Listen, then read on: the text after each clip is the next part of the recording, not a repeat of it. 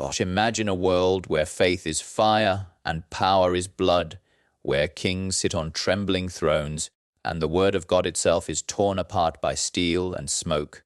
Europe, early 15th century, an age where heretics burned and armies marched in the name of heaven.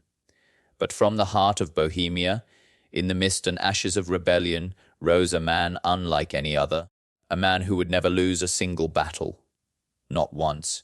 His name was Jan Žižka. He was born into a world at war with its own soul, a peasant's son, scarred by hardship, raised in a land where loyalty was worth less than bread. He would live through kings and crusades, betrayals and reformations, but it was his will, not his weapons, that carved his legend into stone. The chroniclers said he fought as if guided by God. His enemies said he was possessed by the devil. Either way, no one ever defeated him. And here's the twist. He fought half his wars blind. Yes, blind. A man without sight, who saw the battlefield clearer than any general alive. How does that even happen? How does someone rise from obscurity to command armies that defy the might of empires? How does a man with no eyes see victory every single time? To understand that, we have to return to the beginning, to the burning heart of Bohemia. It's the late 1300s. Prague, capital of a restless kingdom. The air thick with incense and fear. The Catholic Church stands like a fortress over every thought, every word. And yet, cracks are forming in its walls. A priest named Jan Hus dares to speak against Rome, against the corruption, the indulgences, the greed. His words spread like wildfire, carried on parchment and whispered in taverns. Among those listening, somewhere in the crowd, stands a young soldier. Jan Žižka, he listens. He watches, and something inside him ignites. Years later, Hus will burn at the stake, condemned as a heretic by the Council of Constance. But his death won't silence his followers. It will awaken them, the Hussites, a movement of faith, fury, and vengeance, and Leibkar will become their sword. Before that, though, he's just a fighter for hire, a mercenary. Europe is his battlefield. He fights for anyone who pays, lords, kings, whoever needs a blade. He learns tactics not from books but from blood. In Poland, he learns the power of mobility, how to strike fast, vanish faster. In Hungary, he sees how knights crumble when faced with clever defense. In the chaos of these wars, he becomes more than a soldier. He becomes a student of death. Every campaign, every skirmish teaches him something. How fear works, how formations break, how men follow. But somewhere in those years of violence, he changes. He stops fighting for gold, starts fighting for something else, something burning, something holy. When he returns to Bohemia, it's not the same land he left. The church has murdered Hus. His followers are hunted. The streets of Prague are heavy with anger. Žižka returns to a country ready to explode, and he will be the spark. In 1419, the first Hussite revolt erupts. The people of Prague, driven by rage and faith, storm the town hall and throw the king's men out the windows, a moment that will be remembered as the first defenestration of Prague. Blood spills. The Reformation begins. The crown calls for order. The church calls for a crusade. But the people call for Žižka. They need someone to lead them, someone unbreakable. And Žižka, scarred battle worn one-eyed, answers. He gathers peasants, farmers, miners, men who have never held a sword. He looks at them and sees not weakness, but potential. He teaches them how to fight, how to move, how to survive. He takes wooden wagons, simple carts, and turns them into mobile fortresses. The Wagenburg, a wall of iron and oak, bristling with gunpowder and crossbows. Inside, peasants with pitchforks become an army. Žižka rewrites the rules of war. The nobles laugh at him. The crusaders scoff, until the first battle, Sudoměř 1420, a muddy field. A Hussite force of farmers faces a sea of armored knights. The odds are impossible. The sky is grey, the ground soaked with rain and fear.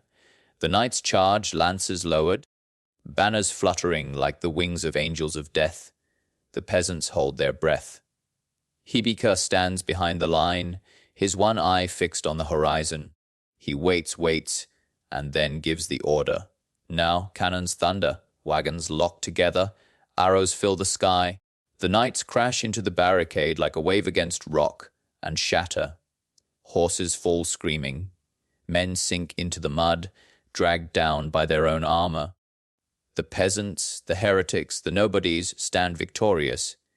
That day, Europe learns a new truth, faith, and strategy can break even the mightiest steel. Žižka becomes legend. The church sends more crusades, one after another, and each time Žižka meets them, outnumbered, outgunned, out-equipped, but never outthought. His mind becomes the weapon that none can match. He uses terrain like a chessboard. He hides traps in forests, draws enemies into valleys, uses rivers, wagons, and even smoke to confuse and crush them. To his men, he's a prophet. To his enemies, a phantom. In the chronicles, they start calling him Žižka the One-Eyed. But soon, he'll lose that eye too. In battle, a crossbow bolt strikes him in the face. He's blinded forever. The army falls silent. Everyone believes it's over. How can a blind man lead? How can a man with no eyes see a battlefield? But Žižka doesn't stop. He doesn't even hesitate. He tells his captains, "As long as I live, you will not be defeated." And he keeps his word. Even blind, he leads the Hussites to victory again and again. It's as if he sees with something deeper, instinct, faith, memory. He knows every sound, every wind, every cry on the battlefield. His soldiers learn to fight as one body, one soul, guided by his voice. Under his command, they become unstoppable. The Crusaders, 5 times stronger, with banners of the Holy Roman Empire behind them, fall to peasants with carts and courage. Žižka fights not for power, not for conquest, but for belief, for justice, for the idea that no man should bow to corruption, even when that corruption wears a crown or a cross. And yet, with every victory, the world turns darker, the church grows desperate, the Pope declares new crusades, kingdoms unite against him. But still he stands, still he wins, the blind general who sees the truth clearer than all the kings of Europe combined. But legends don't last forever. The wars will test him, the faith will fracture, and even the undefeated cannot fight time itself. Because every victory carries a shadow, every hero leaves a cost, and Jan Žižka's greatest battle is yet to come. The year is 1421. Bohemia burns. The church has sent its mightiest crusade yet, a storm of steel and scripture meant to crush the Hussite rebellion once and for all. From every corner of Europe, banners rise under the sign of the cross. German knights, Austrian lords, Hungarian mercenaries, all sworn to purge the heresy. The armies march toward Hora, a wealthy mining town glimmering with silver veins that could fund a war. It is there that Jan Žižka awaits, blind, scarred, surrounded by men who once tilled fields and now wield axes. They are outnumbered 10 to 1. But Žižka doesn't care about numbers. He listens to the wind over the hills, to the distant clatter of hooves echoing through the valleys. He knows where they will strike before they do. The Crusaders advance confident. They see peasants with wagons, rags, and faith. They smell victory. Žižka orders his men to feign retreat, abandoning the wagons and pulling back into the narrow streets. The Crusaders follow, hungry for slaughter, but then the trap closes. From the alleys, Hussite guns roar. From rooftops, crossbows sing. Fire erupts from hidden carts packed with powder. Smoke blinds the attackers as Žižka's army surrounds them. In hours, the mighty crusade becomes a slaughter. Knights crawl through filth, choking on the same smoke they brought to purge the heretics. Žižka rides through it all, guided by his captains, sword drawn, his voice calm and steady. When dawn breaks, the silver town belongs to him. Hora is his masterpiece, a symphony of strategy conducted by a man who could not see. But even as he triumphs, darkness creeps closer. The church refuses to accept defeat. Another crusade forms, larger than the last. The Holy Roman Emperor himself calls it divine retribution. The banners rise once more, and Faikai's name becomes a curse whispered in Latin prayers. Yet among his people, he's no longer just a general. He's a prophet. They say he can sense death before it comes, that the earth itself fights beside him. In truth, Li Ke is tired. His body breaks, his wounds never heal, his blindness deepens into pain. But his will, his faith, remains unshaken. When word spreads that a massive crusader army approaches, his men expect him to rest, to hide. Instead, he orders the wagons assembled once more. We'll meet them in the field, he says. His voice is steady, unquestioned. They move to a small town called Eni Mekbrod. It's winter, cold enough to freeze the blood. The enemy camps nearby. Certain the Hussites will not attack. But Lagka strikes at night. He divides his forces, sends one half around the enemy flank, and then launches the other head-on. The clash is brutal, chaotic, unrelenting. The Crusaders, trapped between wagons and fire, crumble. Some try to flee across a frozen river, only for the ice to shatter beneath them. Thousands drown, dragged under by the weight of their armor. When the sun rises, the snow is red. Hika wins again. Another crusade broken. Another miracle of strategy and faith. Europe is stunned. The Pope rages. How could a blind man lead farmers to destroy the greatest armies of Christendom? They start calling him the scourge of God's enemies. But even his victories begin to fracture the cause he fights for. The Hussite movement, once united by faith, splits into factions. Some want peace. Others want vengeance. They argue, betray, and fight among themselves. And Vibka, once the uniting force, finds himself leading a country divided by the same fire that once gave it strength. He chooses loyalty to Husse's original vision, faith without corruption. But that choice brands him an enemy of both church and state. Now, even Bohemians rise against him. Civil war, brother against brother. The blind general stands once more at the head of his army, not against foreign crusaders this time, but his own countrymen. It tears at him. Every command, every victory feels hollow. He's not fighting for survival anymore. He's fighting to preserve meaning, purpose, truth. The world around him burns, not from invasion, but from within. Yet, even then Vijayka doesn't lose. At the Battle of Mealov in 1424, he faces the combined forces of the moderates, men who once fought by his side. He's outnumbered again, surrounded on open ground. His enemies believe the end has come. But Vlipka, patient as always, studies the terrain through his memory. He positions his wagons on a slope, fills barrels with stones, and waits for the enemy's cavalry to charge uphill. When they do, he gives a single command, and the barrels roll down the slope, smashing into the knights, breaking their formation. The Hussite guns fire, chaos erupts. When the dust clears, Hlibka stands undefeated once more. His enemies flee, his name echoes like thunder. It's the last time he will fight. Soon after, disease finds him. Some say it's the plague, others something darker. His body weakens, but his spirit refuses to fade. On his deathbed, his soldiers gather. They weep, because they know there will never be another like him. They ask what they should do when he's gone. And VK, with a voice like the weight of centuries, says, "Bury me not, take my skin and make from it a drum, so that even in death I will lead you to battle. Whether it's myth or truth, no one knows. But the story endures, because even the idea of Libika, the man who saw victory without sight, became a weapon. When he dies in 1424, no enemy has ever defeated him. Not one. The blind general, the peasant who defied empires, the warrior who turned faith into fire.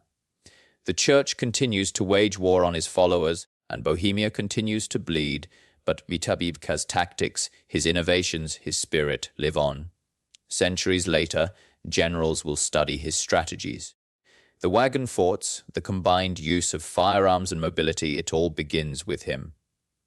But to understand the full measure of his legacy, to see what he truly changed, you have to look beyond the battles. Because Liebke didn't just fight for victory.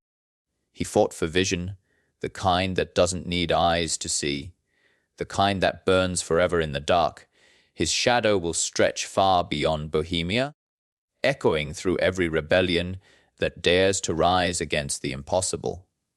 He was a man who could not see, yet showed the world what true sight looks like. They buried him somewhere between myth and memory. The chronicles never agree on where his bones lie. Some say they hid his body so enemies could never desecrate it.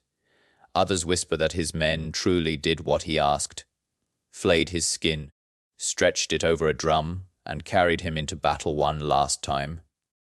In the cold dawns of Bohemia, when the wind howled over the hills, soldiers swore they could hear that drum, beating, steady, guiding them through the fog. Whether real or legend, one thing was certain. Jan Žižka had become something more than a man. He had become an idea. His death didn't end the wars. The Hussite movement splintered, tearing itself apart in the years that followed. Without his unbreakable will, the fire that had once united them burned inward, devouring itself. Factions rose and fell, brothers killed brothers, and Bohemia's faith drowned in its own fanaticism. Yet still, in every whispered tale, Žižka's name lingered like a ghost over the battlefield, a reminder of what faith could forge when fused with courage. Even centuries later, his story haunted kings and inspired rebels. When foreign armies marched on Czech soil, they spoke his name as if invoking a spirit.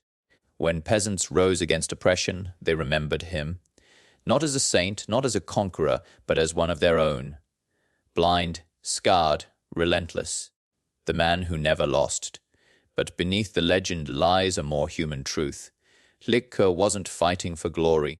He didn't build palaces or carve his name on marble. He fought because the world he saw, before blindness took his sight, was unjust. He fought because power was deaf to suffering, because faith had become an empire, not a truth. In that sense, every battle he fought wasn't just against soldiers, it was against blindness itself. The blindness of kings, the blindness of dogma, the blindness of those who saw power as divine. And maybe that's the cruel poetry of it all, that the man who lost his eyes saw the world most clearly. He saw that war is never about numbers or banners. It's about will, about who breaks first. He saw that an army of peasants, if united by belief, could shake empires. He saw that courage can be taught, that hope can be weaponized, that even in the mud and chaos of human cruelty, there exists something worth fighting for. Imagine him now, standing in the mist, the sound of hooves fading, the stench of gunpowder thick in the air. Around him the wagons still burn, the smoke curling like ghosts of fallen soldiers. He cannot see it, but he feels it, the earth trembling beneath his feet, the heartbeat of Bohemia alive in the silence after victory. Somewhere far away, the bells of a church he once defied begin to toll. Perhaps they toll for him. Perhaps for the world he tried to change. History rarely remembers the peasants who stood beside him, the mothers who buried their sons, the priests who whispered Hosse's forbidden words in secret. But Žižka's victories were never his alone. They belonged to those who dared to believe that the powerless could stand against the mighty, that faith could defy fear, that truth could survive fire. When future generals study his wars, they'll talk about tactics, his use of terrain, his wagon fortresses, his brilliance in turning weakness into strength. But what they can never diagram, never capture, is the fire that drove him, the invisible current of conviction that carried blind men through storms. That's what made him invincible. Not weapons, not luck. Will, in the centuries that followed, his image would be carved into statues, painted in frescoes, and used by kings who never understood him. His story twisted by empires, by ideologies, by every hand that tried to claim him. But the real Žižka, the man of earth and faith, the one who bled for the promise of something purer, remains buried beneath those layers of myth. Maybe that's where he belongs, in the shadows between history and legend, because that's where the truth lies. You can still feel it if you walk through the Czech hills at dawn, when the fog rolls low and the fields are silent. Somewhere out there, beneath the soil, the memory of drums still echoes, the heartbeat of rebellion, the rhythm of a man who refused to kneel, the sound of courage that never died. And if you listen closely enough, if you stand still in that silence long enough, you can almost hear his voice, steady, calm, eternal, saying the same words he lived and died by. As long as I live, you will not be defeated. He's been gone for 600 years. But in a world still ruled by fear, by greed, by the blindness of power, his story still matters. Because Jan Žižka reminds us that sight is not vision, that power is not truth, and that sometimes the ones who walk in darkness see the light more clearly than anyone else. If this story moved you, if the fire of Jan Žižka's defiance still beats somewhere inside you, don't let it fade here. Let it live on. Hit that like button so the algorithm knows history still matters. Subscribe to Unsolved History so you never miss the echoes of forgotten wars, lost empires, and men who refused to kneel. And share this video so somewhere out there, another mind remembers that courage isn't born from power, it's born from belief. Because history isn't just something we study, it's something we carry. And tonight, you carried Jan Žižka with you,